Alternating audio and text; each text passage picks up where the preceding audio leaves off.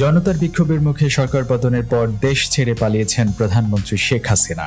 এরপরই পালাতে দেখা গেছে সাধারণ সম্পাদক ওবায়দুল কাদেরকেও। ইতিমধ্যে নেতাদের পালানোর একটি ভিডিও সামাজিক যোগাযোগ মাধ্যমে ভাইরাল হয়েছে।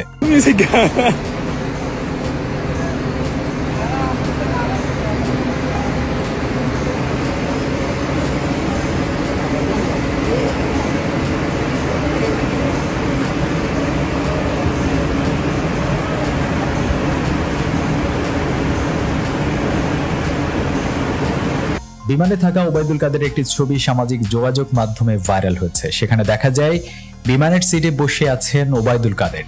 তার বাম পাশের সিটে দেখা যায় এক নারীকে। ওই ফ্লাইটে আরো একজন যাত্রী ছিলেন। ভাইরাল একটি ভিডিওতে পালিয়ে যেতে দেখা যায় ব্যারিস্টার সুমনকেও। তবে এই ভিডিওটি কখনকার তা এখনো নিশ্চিত হয়ে জানা যায়নি। তবে তিনি যে পালিয়েছেন এটা নিশ্চিত।